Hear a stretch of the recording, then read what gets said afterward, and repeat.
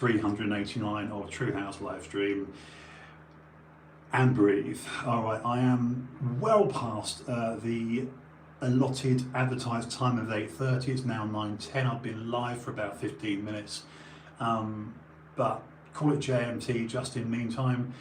It's sure as shit not British Standard Time or GMT, Greenwich.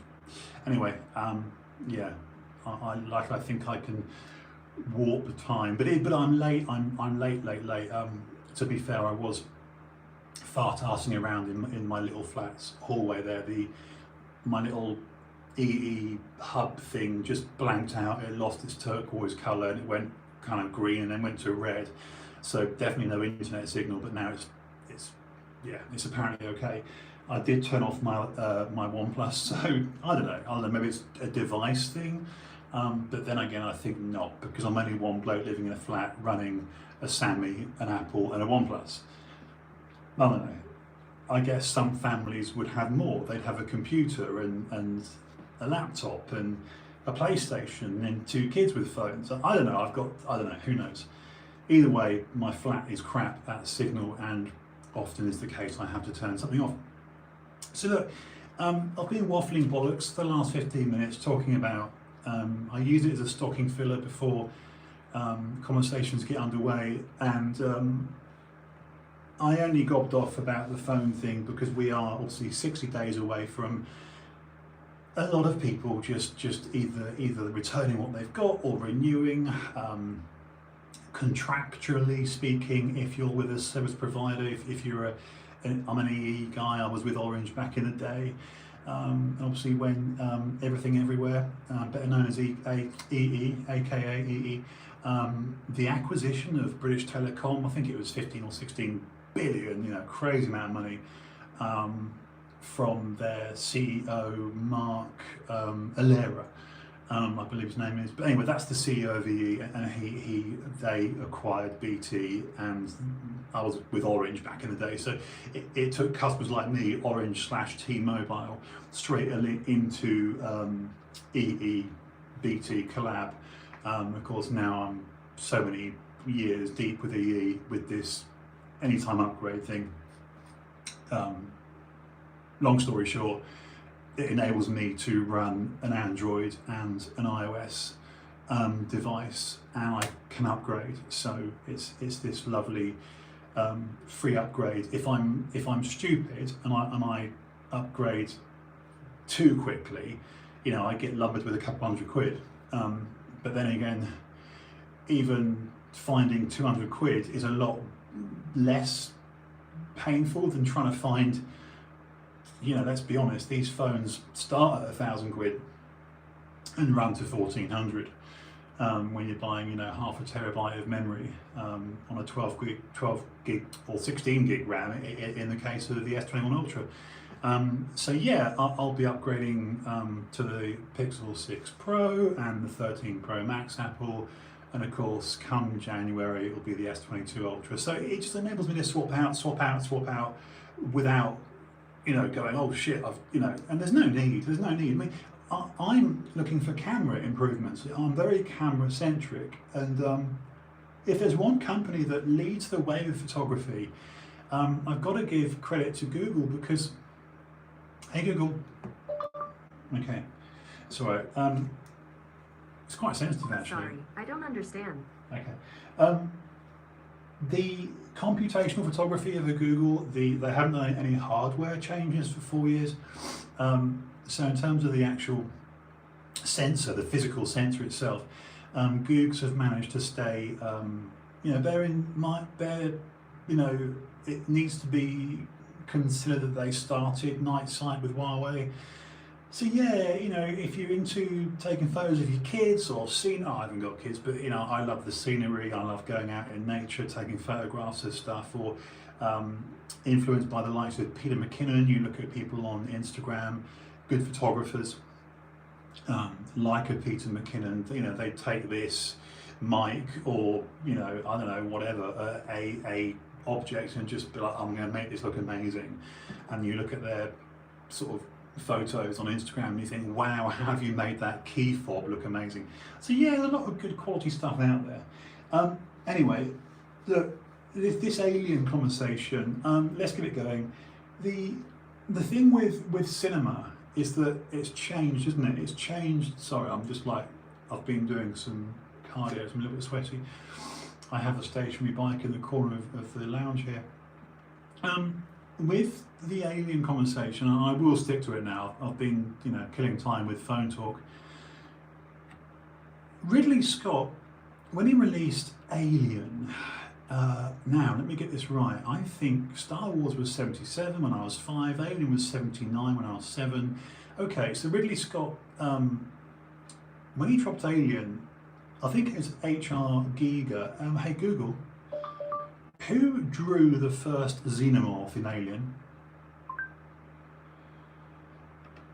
On the website CNN.com, they say, Hans Ruedi Giger is best known for shaping the visual direction of Giger, Alien, which turns 40 this month. Wow, there you go. Okay, so I wasn't wrong. Okay, I didn't know that HR stood for Hans Ruedi. I'm just reading it here off my little hub thing, whatever you call it. Yeah, so that's interesting.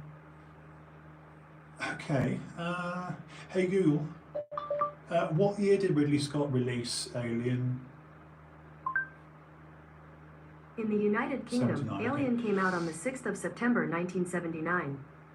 I remember a friend at school having it on video, and this and Exorcist, The Exorcist, defined the time. I remember being, obviously I wasn't even a teenager yet, and I shit my pants. There was Evil Dead by Sam Raimi, obviously Ridley Scott's Alien, and God, come on Justin, who did The Exorcist? Oh yeah, William Friedkin, as in the French Connection, To Live and Die in LA.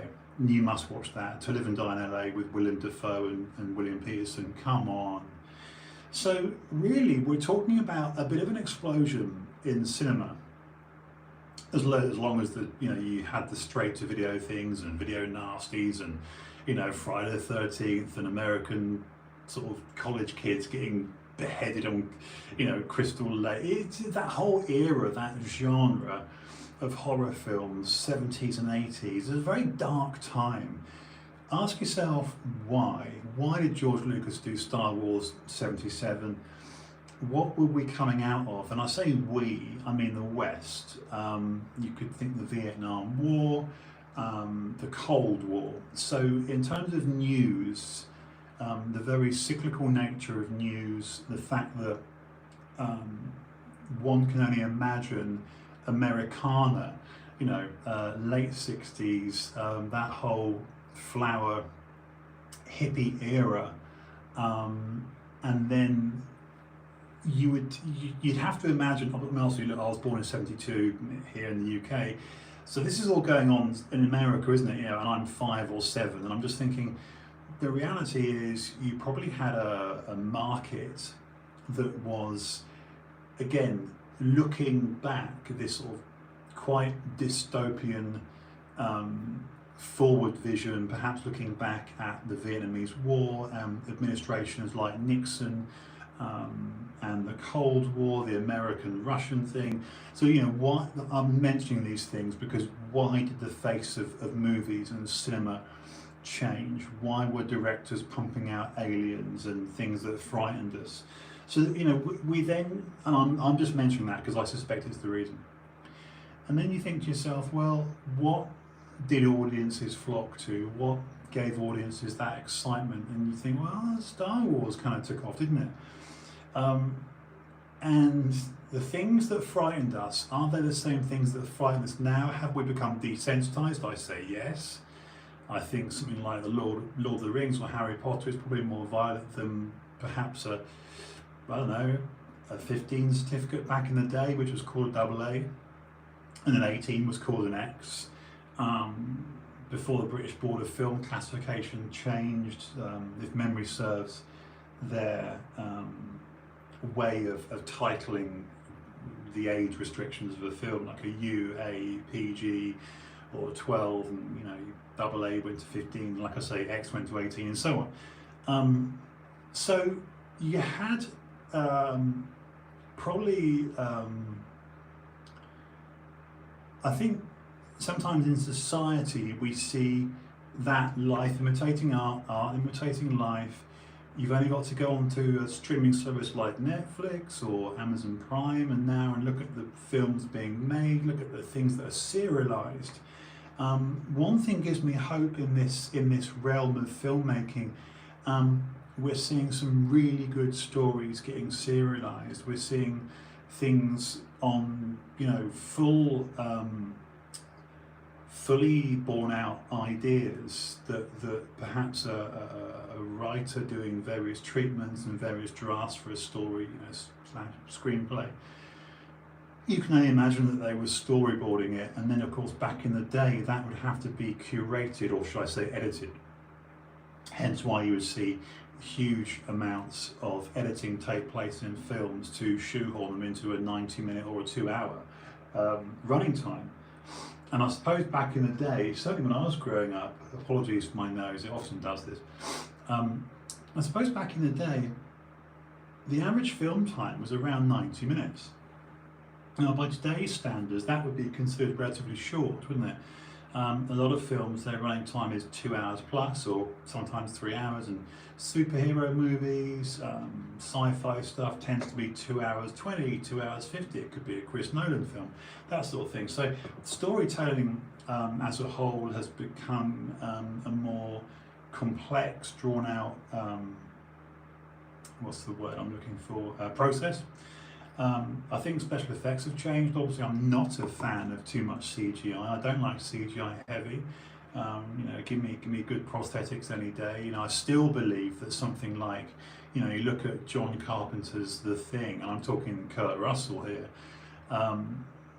I revisited The Thing. I'll mention it. I'll do a little kind of run over into The Thing, because one aspect of this that excited me, because of course it's that hybrid of horror meets the drama of horror. It becomes a thriller and a you've got something as effective as The Thing. I look at The Exorcist and The Thing and Alien, and they all share something in common. There's not much, excuse my language, but there's not much fuckery. There's not. And they trim the fat. It's pretty lean. Hello, whoever that is, welcome. It's pretty lean filmmaking. So in terms of the running time, they're not like massively, convoluted. Unlike my streaming where I'm so convoluted. But you've got running times were shorter back in the 70s and 80s. Obviously, I don't know what dictated that, whether it was an executive level decision, whether these films were tested. In terms of, obviously all films get tested on an audience. You have to ask yourself if the editing process was more stringent, were the powers that be, and I'm talking studio execs, ultimately the money men, the money people. You're looking at your special effects budget, you're looking at your location budget and your material budget, let alone wages. So it's understandable how films spiral into many millions. Not to mention reshoots and the logistics of how thing. I remember when World War Z came out, and I was doing my acting classes in London back in 2012, 2013, and one of my acting coaches, she got a part in World War Z. She was one of the American soldiers at the base where Brad arrives at night time, and it's only like a throwaway line or two, but the point I'm making is, I remember her telling me about reshoots, about how in terms of running on, in terms of films being well past the advertised release date. I found that quite interesting, and I just think that when you revisit, and I suggest you do, if you look at Alien, the first one, and the second one, which was a masterpiece, we know that Aliens, Jim Cameron managed to pull off a few sequels there, specifically Terminator 2 and Aliens, which surpassed the first, and that's very rare. Obviously the other one would be Godfather Part 2, wouldn't it? Cinematically, it's pretty bloody rare to have things, the sequel meeting, overtaking, surpassing the original. Obviously, top of my list would be Empire, of course. Empire Strikes Back, still the greatest Star Wars round of all time. That's my kind of I don't know, touchstone. Is that the right word, really? But yeah, I just think that we're seeing a lot of changes. Things are more computer based. Things are less physical. When you do watch the thing, be ready to watch your rubberized prosthetics. Be ready to see. I don't know. I just like a level of realism where the actors aren't looking at a Harry Potter, Lord of the Rings, tennis ball, or like something like this, Mike Booman. It's like, oh yeah, look at and you hear the likes of oh gosh, Peter Jackson, Weta, obviously Lord of the Rings. These New Zealand productions, they're saying, yeah, on the end of this pole here to Viggo Mortensen from Lord of the Rings, there's a little tennis ball with a smiley face, and that's your dragon, or whatever, I remember Benedict Cumberbatch talking about Smaug, the dragon in The Hobbit, and of course, Benedict Cumberbatch did the voice of Smaug, and Martin Freeman talking about obviously they were together in Sherlock, etc. But I just find it interesting how so much is pixels these days and so much is CG, isn't it? I can only imagine what a hoot was had on the set of John Carpenter's The Thing when, you think about that bearded Kurt Russell, what was it, Antarctica, wasn't it? And the sort of Norwegian helicopter and that classic boom, I can't do it. But that literal couple of notes, 2-3 notes that we saw Carpenter do with The Thing. He did it with Halloween, did it with The Fog. Amazing. You can see now, can't you, like a Roland synthesizer or something, and just literally a couple of keys like boom, even Terminator. All these iconic scores, these iconic soundtracks that we associate with, with a Halloween, with a Star Wars, I don't know about Star Wars, John Williams, it's more orchestral, isn't it? But I just think the sort of electronic soundtrack / score of something like The Thing. And apparently John Carpenter did it himself. So yeah, I just find all this to be a really interesting proposal, and that's what I'm trying to posit, is that are we more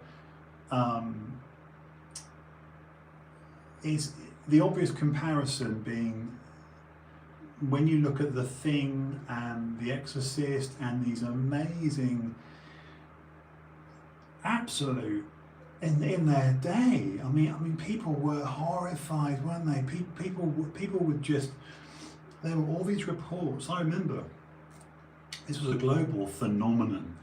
You'd hear reports about people leaving the cinema mid-Exorcist, or because of the religious implications, or how couples would leave. And I think this is the highest compliment, especially if you've watched the recent round of Rogan. And it was lovely to see Joe Rowe fanboying out on Quentin. So, whether you're a Spotify person or YouTube, it doesn't matter. Just look up online the recent podcast with Joe. And he had Quentin on, and yeah, they were heavily discussing Once Upon a Time in Hollywood, and the whole Sharon Tate Manson thing, which I too was obsessed with as a kid. The whole Manson saga was very much a Gen X's thing. But what was interesting listening to Tarantino is that he's saying the same things that you and I would feel as film fans. The simplicity of filmmaking, the injection of a score or soundtrack, how real, real effects, real things are infinitely superior to CG. Or I suppose you could argue a bit of both, couldn't you?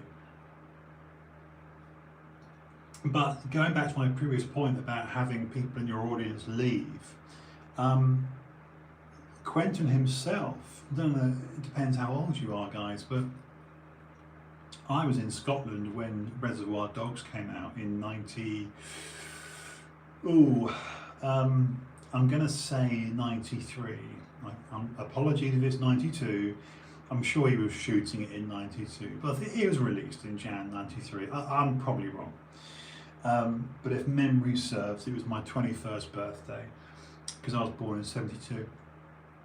So Jan 93 makes me 21, and I do know where I was in Jan 93. I was in Edinburgh, and I'd gone to a seminar. Funny enough, it was a down in a Santo Jeet Kune Do. There you go, tedious link to Once Upon a Time in Hollywood there with the Bruce Lee clip when he's fighting Brad. It's a good scene, actually. It's a good scene because it really pissed off Bruce Lee fans. But yeah, I mean, I know I'm bouncing around a little bit, but we watched, and we were, if it was so funny, me and just a group of the lads, you've got to remember, we're talking 93. I'm 49 now, I'm 50 in January, and we giggled as couples left the movie theatre, amidst sighs and tutting, and of course the scene I'm referring to is Stuck in the Middle with You, when Michael Madsen lops off the pig's ear, the policeman's ear. Corpsing, don't you dare corpse, you stay in character. It's a pig. Quentin himself, and I know it's a bit sad because, as per Rogan's interview with Quentin, it's like, yeah, you're approaching your 10th film then, you're gonna, sorry, I'm a fidget arse on this stool. You're approaching your 10th film, you've got to stop. To which Tarantino said, yeah, I really am. So fanboys like us, I consider myself a serious fanboy because I know who Roger Avery is, and I know that the sort of, you look at, I don't know, just the writing relationship between Roger Avery and Quentin, and how much sort of limelight thievery has occurred from Quentin. I'm not saying it was him plagiarising. I'm just saying. Films like Rules of Attraction or Killing Zoe. That's all I'll say. And you think, Roger Avery's written this, not Quentin. Anyway, who knows with Pulp Fiction and the like? Who knows? But if you haven't seen Rules of Attraction or Killing Zoe, for God's sake, go and watch those two. Especially Killing Zoe. Parisian robbery goes awry. Okay, so look, I'm getting off the beaten track, which is completely normal for me. Back to the alien thing. I know recently we've seen, what's his face? He's very popular, very likeable. Chris, oh god damn it. Hey Google, what is the cast of The Tomorrow War? The Tomorrow War had a budget of $200 million. It's not what I asked you. There's me raving about a Google Assistant. Hey Google, who is in the cast of The Tomorrow War? The Tomorrow War has a cast of 25 actors. Here are the first three: Chris Pratt, Yvonne Strahovski, and Betty Gilpin. Thank you, Google. Okay, Pratt. I was going to say Pine. My bad. Funny enough, I was watching an interview with Chris Pine talking about the death of Anton Yelchin. So sad. I was a serious Anton Yelchin fan. Come with me if you want to live. He was so pleased when he got that line in the Christian Bale Terminator with Sam Worthington. Was it 09? 09. Young Reese. Kyle Reese. Come with me if you want to live. I can't do it. Come with me if you want to live. It's a great line. It's a great line. Come with me if you want to live. Come with me. You can just see the cadence, can't you? It's like, how are you going to say it? Are you going to say it with a gravelly voice? Are you going to say it with, you know, your inflection, your intonation? Come with me if you want to live. It's like, come with me if you want to live. You know, it's like, okay, I've got to go full Kyle Reese. Sorry, not sorry. Sorry, not sorry. Anyone that's stuck with this stream, I never, ever listen to my streams. Number one, I can't bear looking at myself. Number two, I don't enjoy the sound of my own voice. So the reason I bring up the whole Chris Pratt Tomorrow War, I liked it. I liked it. There you go. I get it. I understand the Amy Blunt, Tom Cruise. What was it called? What was their vehicle called? Shit, I'm blanking on that now. I am tired. Oh, damn it. Hey Google, name a film with Tom Cruise and Emily Blunt in, please. Here are some results from the web. Edge Tomorrow. There you go. Okay. So the similarity, thank you Google. So the similarities are glaringly obvious here. I mean, we've got an alien invasion. We've got xenomorph slash, you know, kind of, what's the word for it? Dreadlocked, you know, on almost Predator style. God, I wish my nose wasn't so runny. Yeah, these kind of dreaded xenomorphic white spike, you know, a la Tomorrow War, and of course Edge Tomorrow, which beat this. I personally thought both films were very enjoyable. I actually wish the Tomorrow War, especially, Chris Pratt's dad, no, Justin Whiplash, oh, he's well known, damn it. Hey Google, give me the full cast of the Tomorrow War, please. In Wimborne tomorrow, it'll be sunny with a high of 83 and a low of 58. No. Hey Google, may I have the full cast members from the film The Tomorrow War, please? I don't know, but I found these results on search. And that was too verbose of me. There he is, J.K. Simmons. Okay. My relationship with Google Assistant is interesting.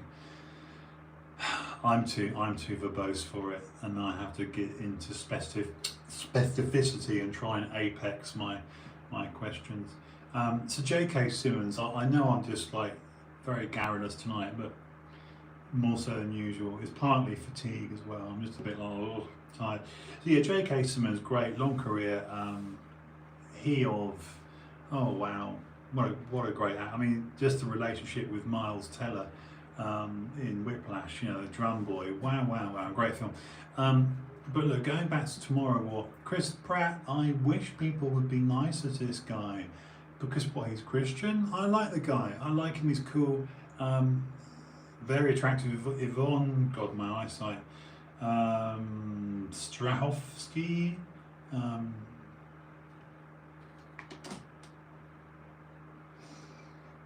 Yeah, she's really pretty. She played Chris Pratt's future daughter. Messing with my Gator Frameworks arm. Yes, I said the name. But yeah, guys, look, it's worth comparing the white spike aliens from Tomorrow War. Obvious comparisons between that and the xenomorph.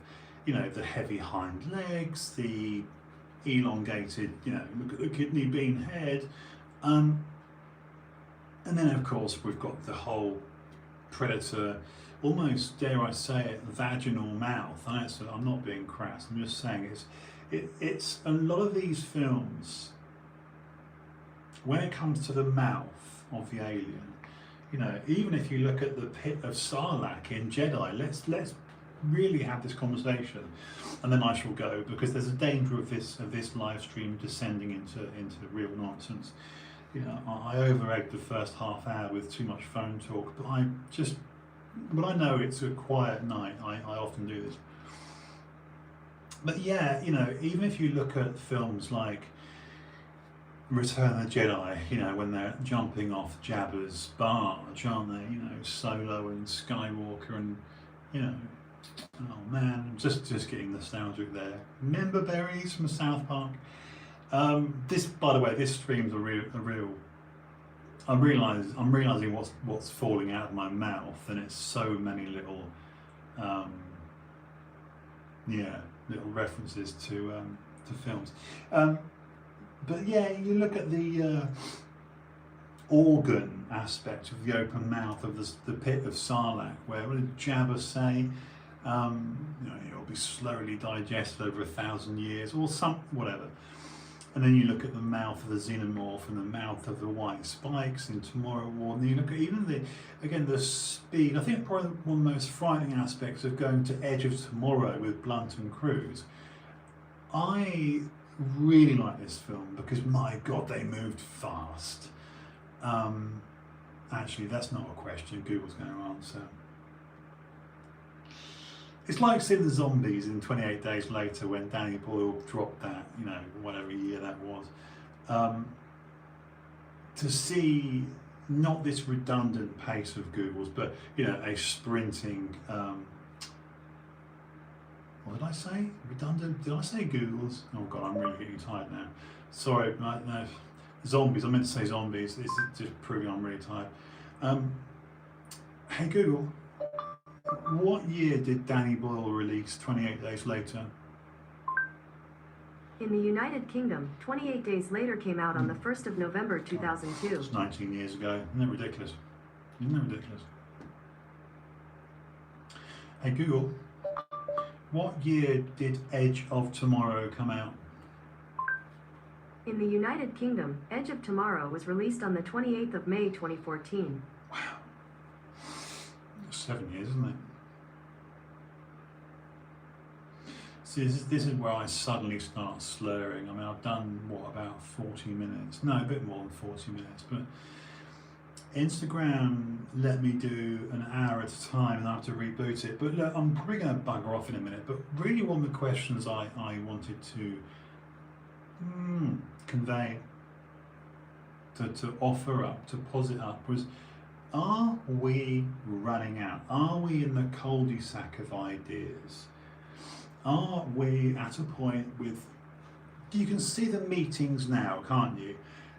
Late on a Sunday or early doors Monday morning, at such and such a location, the special effects or the writers or the artists or the producers, and director, they meet to discuss the film's main look, the aesthetic. And if you don't get the optics right, if you don't get that alien looking fucking scary, you're done. You're done.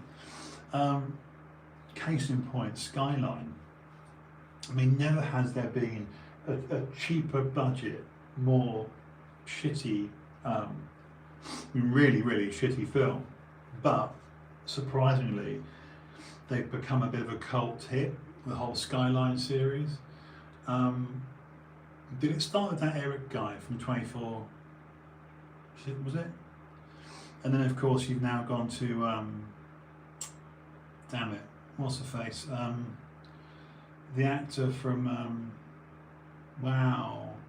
Captain America and Frank, come on. Frank Grillo, yeah? In shape, lots of hair, really annoying.